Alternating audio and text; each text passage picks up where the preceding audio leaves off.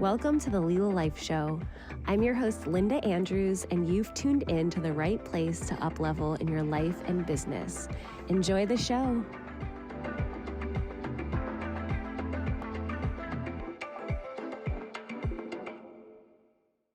Welcome to the Leela Life Show. I'm your host, Linda Andrews, and we have the amazing Nikki Arensman with us today. She is a gifted brand designer and strategist. Thank you, Nikki, so much for being with me today.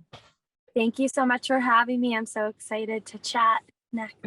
Me too. When I think of you and I think of conscious business and I think of lady bosses, it feels like one and the same. And you're a real leader in the space that you're in and in general. I know you've had a successful business prior to the one that you're working in and many pivots along the way. And so I hope that this conversation can be inspiring to others, whether they're looking to start something or maybe they're at their own crossroads right now and they're exploring some different decisions. And I hope from some of your story, they can glean some inspo. Yeah, I'm an open book. So ask away, and I hope that everyone listening gets exactly what they need. I've definitely I have no problem pivoting and changing direction when I feel like a nudge to do so. And yeah, I've definitely had my fair share of like lessons and quote unquote failures, and also amazing successes like within all of that. So yeah. Yeah, well, I think nudging is a good starting point, and I'm assuming you're referring to intuition when you say nudging, but what do you mean by nudging? Yeah, just that, when I think that there's like, you create, products or offerings or a plan or a direction, and then it doesn't either go the way you want it to go, or it doesn't feel the way you want it to feel, and then you're like, oh no, I'm like stuck in this. And the beauty of like having your own business and doing your own thing is that you get to say, okay, this doesn't feel the way I wanted it to feel. How can I make this better? And how can I do this in a way that does feel good? Even if that means like it was a moneymaker, but it didn't feel good. It's like, all right, well, I'm going to trust that if I lean more into figuring out how this can feel good, the money and more will come. And that's been like a process to just kind of follow that. So that's kind of like the nudge for me, is like continually checking in with like, is this going the way I want it to go in all facets? Yeah, and I think that that connects nicely to success. And I would love to hear how you define success at this point in your life. And if there's any a little contrasting stories of maybe what success used to mean to you versus what it means now, that feels like an important thing to unpack here. I think success is relevant to like the season of life that you're in. And, for me now, it's like I have my daughter, she's 4, and I'm currently pregnant with my second baby. And Yay. yeah, it's so exciting. And time is like valuable to me. And essentially, like, flexibility and being able to be there for my daughter or for myself or for our family when I need to be is like highest priority for me at the moment. And so I'm still like a very money driven person in so many capacities, but I still feel like I want to be making money, and that is like has a connection to my success, just from like an essential business point of view of like, is this working or is this not working, as far as like I'm here to generate an income for us and for our family. So that's definitely like, I don't want to sidebar that, like, whether I'm making money or not doesn't really matter. Like, it does, that still does very much matter to me. But also like success for me is a big part of that is, can I make money, and at the same time, can I still have flexibility? Can I still have like some sense of freedom? Can I still like if we want to go somewhere, can I go? Things like that feels more like a better measure of success than just like, what's our bank account doing right now in the business? And so in the past, I think I was, minus kids and minus like marriage and even really, really more or less minus kids. Um, and I was still very much functioning as this like independent person.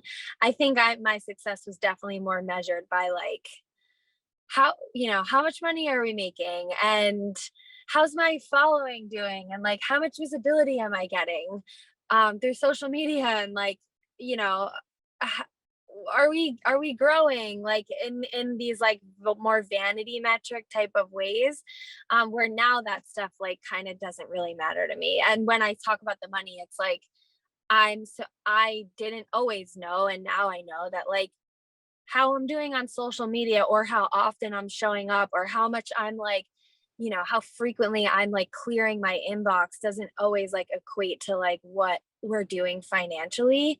And I'm so clear on that. So I don't have to like feel so pressured to always be showing up in those other areas that again might not feel good at a certain time.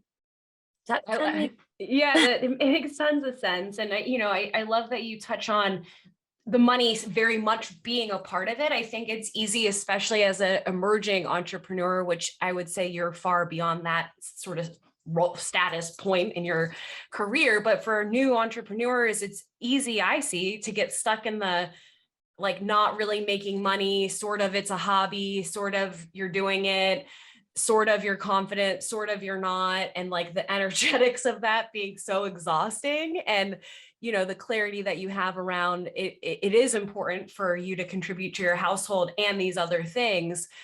Just I'm sure how you exhibit that in your day to day, but it can be so easily to be in the, I guess, like you were saying, oh, I don't need to make money. And then you're not making money. And then it's like, what am I doing this for? right. And it's when you just said that and you were talking about the earlier stages, the first thing I thought, like the thought that came to my mind, which I feel like is an interesting storyline to unpack, is like I thought like, oh yeah, well like that's inevitable, right? In some sense. Like, yeah, it's inevitable that when you get started, you're just like in the like, is this working? Is this not working? Like, what am I doing? And when you said that, I immediately was like, oh yeah, like that's just what happens. And then and as you're talking, I'm thinking to myself, but like, does it have to be that way? Or can we like be conscious from day one of like I'm doing this, I committed to this, I made this decision, this is what I'm doing, and I'm going to make money. And like having those like intentions and goals and like vision from the very beginning, I think goes a really long way. Because I think a lot of times what you were talking about, that sort of like what the heck is going on, why am I even doing this sort of feeling, like a lot of that comes from like flying by the seat of your pants in the beginning without an actual like vision or like income like income producing plan, other than like I'm going to start showing up on social media, I'm going to what I mean, like be doing that and all these other things. And like, but a lot of times it's like, but what are you doing that actually like makes you any money? It's so funny you say this, because I was talking to someone yesterday and he said, there's plenty of people on social that think they have a business because they have a social media account. And Right. like literally just like, yeah, I have a business. It's like, no, you have a social media account. And it's not to say like you're such a moron, but it's just the difference that social media doesn't equal a business. And I think those tools can be set up in a way that are quite addicting and very powerful, and may not always be contributing to the bottom line of how you define success, right? The flexibility, the dollars in the bank account, and that freedom.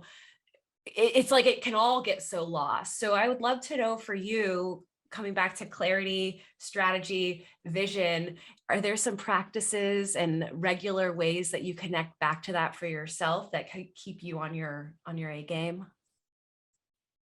Yeah, yes. There are. Do I practice them often enough to stay on my A game all the time? But every time someone asks me a question like this, I'm like reminded like now would be a good time to go back to like, where you're figuring certain things out or checking back in. Yeah, I mean, I like to at least quarterly. I'm not a bit like a long-term person. I typically move throughout the cabin of my business in chunks of like 3 months. And any further than that, I'm like, I don't even know what I'll be doing 3 months from now. And so I'm like a, 3 or 4 month check in of, where did I want to be? And how am I like lining up to that? And that could look like, did I want more freedom in my schedule? Did I want to minimize the amount of calls that I was on? Did I want to put more calls on the schedule? Did I want to create a new product? Like checking in with those actual like tangibles that are like for me what's important, right? My time, my freedom, my flexibility, like those things. Okay, so what are the things directly related to that affect my time? It's how many calls am I sitting on? How many things do I have to review? You know what I mean? Like am I conscious of my time that I'm spending on social, on marketing, like on all these other things? So I like to check in with the actual stuff that affects the things I care about, right? So like, what's my number one thing I care about? Time. Great. What affects time? These things. How am I doing on these things then? And so like, I don't have like a formal system for this other than like a document that I write on, and I just like will go back and check in on that every couple of months. And if I can do it more regularly than that, then I will. So that's sort of like a more of my version of big picture. And that keeps me like that allows me to have a pulse on, you know other than waking up and going about my day and being caught up in the day-to-day minutia of just having a business, and and meanwhile being like, I'm having a bad day or I'm having a good day or this feels good or this feels bad, and just like doing that day after day. I like to like go back and check in and like, how's this happening on a bigger scale? Because before you know it, it's like a year's gone and you're like, oh, I spent this whole year like doing a bunch of stuff that I like didn't want to be doing. Let's just fix that in these short periods if you can. Um, and then on a daily basis, I try to move my body regularly, which allows me to just move the energy if I'm ever feeling stuck or lacking clarity. Sometimes when I'm lacking clarity, the easiest way for me to like get some clarity is to actually stop doing stuff in my business and go do a workout or go on a walk or listen to a meditation or listen to a podcast or something like that. So I like to know, what does it feel like when I am lacking clarity? What does it feel like when I am feeling stuck? And when I'm doing that, as much as I would rather, when I feel that, as much as I would rather be doing, to stop, give myself space, give myself time. And it doesn't mean I have to like go to a spa day, although that's nice. Like this is literally like, okay, I'm gonna like shut off for the rest of the day or for the next hour or whatever it is. And I'm gonna, go outside, even though I want to not do that. That's what I'm gonna go do. And almost every single time, it's like a little space is created, and so I try to be mindful of that on a regular basis. I do try to like work out regularly. I try to like journal. I try to meditate on a regular basis just to help me keep an awareness of what's going on. I keep talking about like things feeling a certain way because that's like my own personal like number one indicator of when I'm putting energy into places that I shouldn't, like I don't need to be putting it, or it's sucking the life out of me, and or I'm exhausted or I'm burned out. Like, so I got to always make sure I have the capacity to know how I'm feeling. And for me, that looks like space, and space for me is created by the things I said, like meditating, journaling, working out, sweating, moving my body. I love that. It's so funny, like getting into those spiral down head spaces. And then it's like, I have all these tools in the toolkit I just need to pick one right now and Yeah. stop going deeper down this rabbit hole of shit. And it's like, just for me at least, sometimes I can just forget to take that action and go for the walk.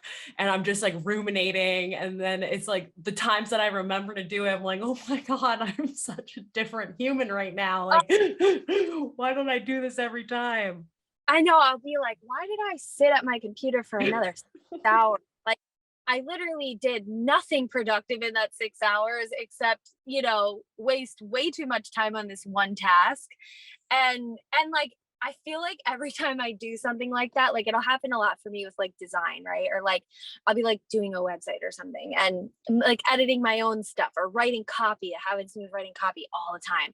And I'll be doing that and I'll be so annoyed and I can't think of the right things to say. So I, instead of just stopping, I'll spend the next like 5 hours like just hammering at it. Like, oh, I'm gonna get this, I'm gonna write it. And then like literally I like go to bed and like wake up the next day and do whatever. And then I come back to it and I change everything, and I like rewrite everything in like record time. Like, it takes me like 40 minutes and I'm done.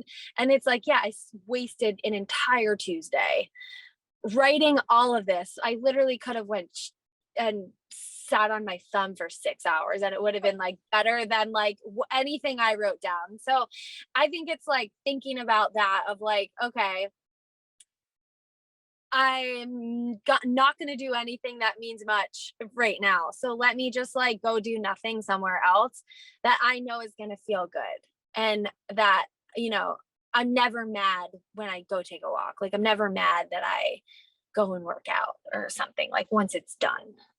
Yeah, so good. It's interesting too, just understanding the creative energy and how it wants to flow. Like as you were saying that, I'm wondering, can the 5 hours of all the stuff be almost part of the process in some frustrating way where it's like the next day you just lock it in first time getting it? And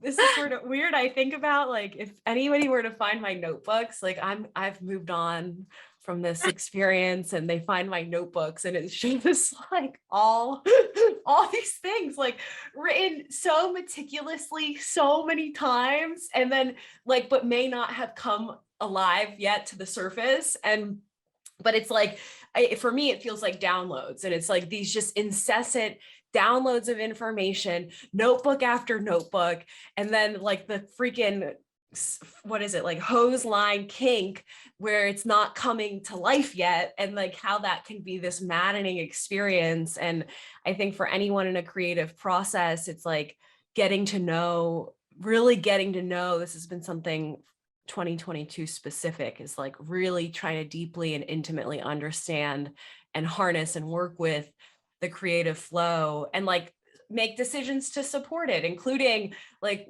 when I'm better at it, and it's like if I've been doing computer work for 5 hours, that's definitely not ending that going to be my highest creative time. But it does just feel like so much trial and error, and it's not static, it's always changing. Yeah. Yeah. I couldn't agree more. And, I want to say like burn the notebooks before you leave. No. You said burn it before I leave. Yeah. Oh God, the Golden notebooks. ideas in your notebooks for sure. Get the safety deposit box going. Yeah, Uh, right. when I think of branding, and it's not just because of your podcast, The Business of Branding, but it's you and your gifts and your talents. And I want to hear about your relationship to branding and how it became such a passion, and really like what I think it's like what's in branding to you. Maybe I could find a better way to say that, but I just want to hear about your relationship to branding and the passion and about you. Yeah. I don't look at branding like um well, first of all, we can talk about like what branding is, right? And Let's before I think about it. And for me, branding is like everything that branding is really essentially like all the inner workings of your business, of what people are experiencing of you, right? So less about financials or numbers and marketing plans and things like that, and more about like what is the experience that people are going to have when they see, hear, connect with my business. All of that stuff happens within branding, and that looks like everything from your visuals like logo, colors, fonts, all of that, your imagery, to your mission and the things that you care about as a business, um, the principles that you stand for, your values, your what you plan to deliver, how you plan to bring results to people, what are your products about, all of that stuff, in addition to like your vision is in there and where you see things going and where you want your business to be in 5 or 10 years or a year, right? So all of that to me is what encompasses this bigger world of branding. And I think the reason why I wanted to share that is because a lot of people, when they think of branding, they just think of the first part I mentioned, which is the visuals and logo and colors and stuff. And that stuff is so fun, but it's like chipping, it's like the tippy top of the iceberg. There's just so much more happening when it comes to branding other than just the visual pieces. So, my relationship to branding um, looks a little bit like I don't know how businesses exist without it. And like, I don't know how long they last without it, I guess is a better thing for me to say. I know that I know and I believe with like every cell in my body that businesses who care about the what their consumers and their most valuable people, like their employees and the people who they bring on their team or that they work with, when they care a lot about what those people are experiencing from them, they go a lot farther. And because it's never really just about us, me, the business owner, and like what I want to create. As you grow and expand, it becomes a lot about what are other people experiencing of us. That matters. What are my team members experiencing? How am I supporting them through the things that we're doing? Are we all aligned in our values? Are we aligned in what this business stands for? And the sooner that you can sort of create a foundation out of those things, the easier it is as you grow and you do create new products and you do kind of create new systems in your business, and it all kind of gets to be created off of the brand strategy foundation. So, that feels like robust, but like my relationship to that is that it's really I think that the businesses that we love and we love to support and that we love to spend our money with, and our time with, are the ones who care about how we're experiencing them. And so it's never ever too early to start doing that, whether you have an idea or you have an actual functioning business. I think that it's like just never too early to be doing that work. Yeah, and I, as you say, it's never too early. I think too, a part of that is the evolution, like that it will evolve over the course of your business expression. And at least for me, I've gotten into points where I feel so like perfectionisty Hmm. about so many things, but having to really look at and trust, hey, this is going to be an evolving process and experience, and it's going to get even more intimate and even more clear, and like what it is today will continue to evolve. I'm wondering if that's true for you and how you work with that, like even conceptually. Yeah, it's evolving. When I talk about like brand strategy, it's very much relevant to like, yes, you will set some future visioning, right? Of like where we're in this moment, where do I desire to be in, a year, 5 years, 10 years, whatever it is, right? So you're just like, you're working off of, we only know what we know, right? So we're working off of where we're at right now. But it's totally evolving because you are going to grow. And like what I said in the beginning, like of this podcast is I've never been afraid to pivot. I've never been afraid to shift. I was just having lunch with a friend yesterday, and she said, every time I feel like I'm so stuck in my services or like whatever it is, I think of you. And I'm like, if Nikki can switch what she's doing, then I can switch what I'm doing. And I'm like, yeah, like I'm never afraid to like course correct when I feel that's necessary. And that's exactly what's going to happen in your brand strategy, in your marketing. Like businesses that we're creating are, I look at it like it's a like a two-prong system. One is data and numbers, and the other is like feeling. So given those two factors, like what's working and what's not working from the numbers, what's working and what's not working from feeling, okay, we're shifting. And so you come back to the strategy and you adjust it. And your client might change when that changes. Your marketing plan might change when that changes. Your values may shift and change over the course of 5 years, right? Or even 1 year. And I think that that's just what makes a great business owner, what makes a great CEO is someone that is okay with evolving and encourages evolving. So I'm all.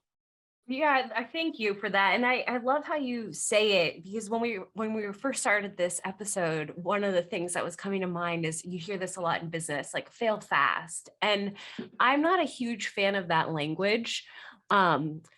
But maybe it's because it's just a resistance point for me, and it's not maybe my like most easily gifted thing to do.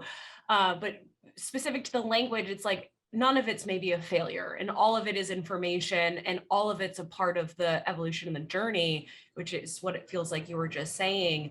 But how does that land for you, the failing fast? I I don't have like an aversion to the word failing because I feel like I've done it. Like I not failed in this like negative way. Like I have done things that have not worked out the way that I had anticipated them working out. And if that's like categorized as a failure, like I'm completely comfortable with that, because I think that failing at things and like sucking at things is just a part of the process. And so I don't hate fail fast, because I feel like it's just like giving a name to like the inevitable, of which is like learn quick, Learn like quick. Ooh. like so to me I think of like, yeah, how can I learn quick? And that may mean like making mistakes along the way. That also may mean hiring a coach and someone who's done what you want to do and learning what didn't work faster, than you like needing to try it all out on your own and be like, yeah, someone could have told me that wasn't going to work a year ago.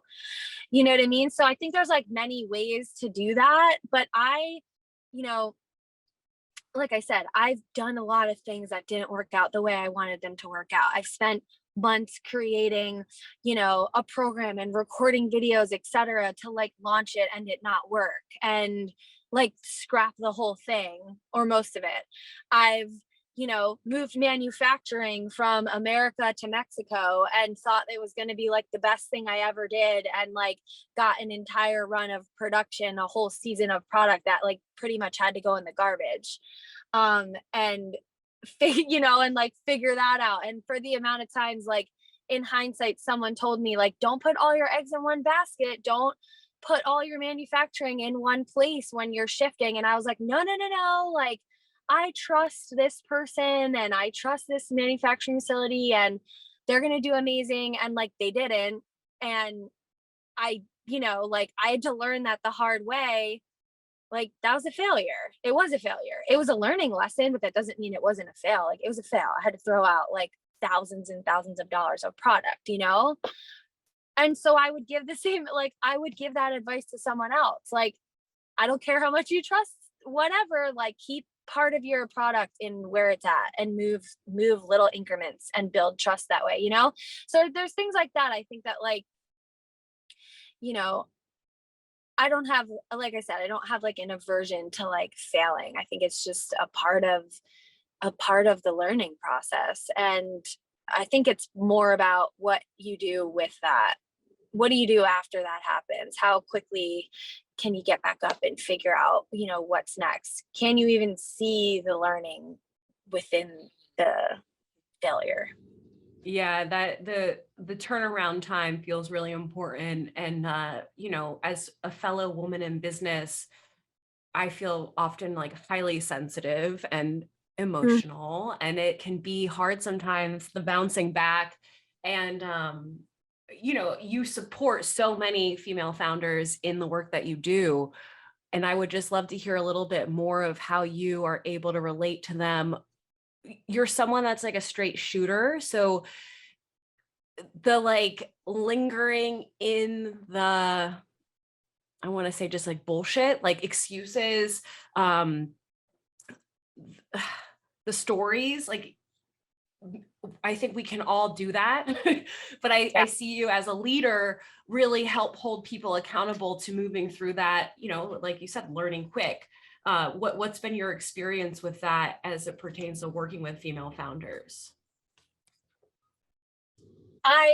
Just being like fully transparent, I don't have like a lot of patience for it. And so over time, I've like learned that about myself that I've like, I've, I noticed through my life, and this may be because of, my childhood and my upbringing or whatever I've gone through in my life has given me this thing that is probably a pro and a con, that I'm quick at getting moving forward. Like my husband even tells me, like, I don't hold a grudge for long. I'm never mad for long. Like him and I could have a blowout and in 2 seconds later I'm like, all right, I'm over it, let's just move on. And like, let's like, what are we having for dinner? Where like he'll get like stuck in the emotion of it sometimes, or he'll say about like my mom and my sister and I, like, we have this relationship for better or worse that like we could argue and not agree on a million things and be like raging in the kitchen, and 2 seconds later we're talking about like the next, like what we're doing in tomorrow. There's just like, I don't linger in like emotions very long. And that's good and bad. Sometimes I could probably use a little more time working through an emotion than just like being like, yeah, I'm good, I'm moving on. And so when it comes to like coaching people and working with women, again, a pro and a con is like, I'm a straight shooter. I don't have a lot of patience for that because I don't know what it's like to have to sit and linger in those feelings for long. I'm very much like, okay, yeah, like it didn't work. Let's just move on and try something else. Where I think a lot of people want to sit and dissect whatever, like all the things. And I just want to, I'm a solution seeker, so I just want to like get to like the solution and move on to like the next thing. And so a lot of times I think with clients, I think what I've done over time, what I'm trying to say is I've been pretty straightforward and clear in the way that I bring on new clients, whether it's one-on-one or in a program or whatever it is, that I'm always seeking, like my languaging is always very much around like, I like to work with doers. I like to work with people who are in it, who are doing the work, who aren't afraid to make mistakes, who aren't afraid to try something new. And I don't have a very like coddling, I'm just gonna say motherly, even though I'm a mom, but like I don't have that very like nurturing, coddling type of personality regardless. And so I think I probably just attract the right people who like aren't looking for that. You're the perfect medicine for the person that needs to learn quick and move along.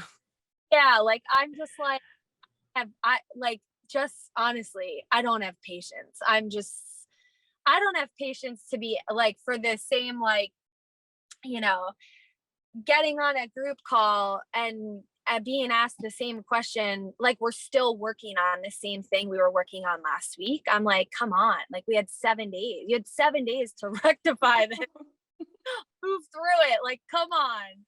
And that's like, that's something that I'm using that as an example because that's one of those things where like I had to sort of course correct myself and change the way I was offering things, because I realized that being on calls like that and that happening was killing me. Like an energy suck beyond an energy suck for me. And then I like was getting resentful of getting on these calls because I'm like, oh my gosh, I'm gonna have to like deal with the same issue that we were, and so one of the solutions for me, or at least a try, was like, I'm gonna try like not doing these calls, and like what would it look like for me to have these offerings and programs that don't include this call? What would that look like? And I think sometimes you get stuck in like, I've got to offer this and this and this in order for it to be valued at this. Like, when really it's like, no, you can do it the way you want to do it. And it can feel good, and you cannot have your energy leaked, and like, and you can also make money. And the people in the program can feel fully supported, cared for, learning, like, and that's been something that I've sort of been like, I've worked through over the last like handful of years too. Oh, so good. I mean, that in itself, landing on that point of like your energy, your time, your money can all feel good. Yeah.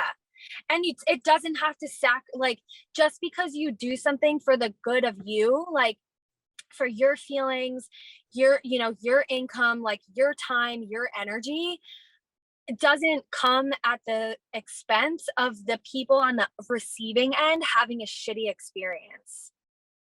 Like, Okay. it can still be really good for everyone. This is, as they may say, a win-win. Yeah. Amen. Amen. Thank you so much, Nikki. I'd love to give you a moment to promote anything that you feel like our listeners could be led to, and also any final thoughts. Yeah, thank you for having me. First of all, this was so good just to have an open conversation about all of this stuff. You can always find me on social media, and at Nikki Arensman is a great place. And I do have a quiz that is a fun little situation about figuring out how binge worthy your brand is. So that'll kind of help you get clear on like, who are your clients, how are they, what level of traction are they having to the stuff that you're putting out there. You'll get a pulse on like your energy level within the work that you're doing, and it probably takes like less than 3 minutes, and it's just a fun little quiz. So we'll I don't know the URL off the top of my head, but we'll link it up. I'll give it to you. Perfect. Yeah. Yay. I want to take it myself. I love quizzes. I know. I created it because I was having this reminiscent moment of like reading Cosmopolitan magazine when I was like 13, and taking like those little quizzes that would be like, why are you hooked on your ex? And you'd like, answer all these things, and then like flip it over, and it would like tell you, whatever. Mostly A's. It would like categorize you into like A, B, or C, and it's just like that. Fun. It's fun. It is fun, and you're fun. And thank you so much, Nikki, for being here. We will see you next week on the Leela Life Show. Signing off. Thank you so much for tuning in. I hope you enjoyed today's episode of the Leela Life Show. Be sure to share, like, and comment. Tune in next week. And if you're not already a member of the Leela Life Collective, you'll want to be. So take a look in the show notes and be sure you sign up today. Have a beautiful day.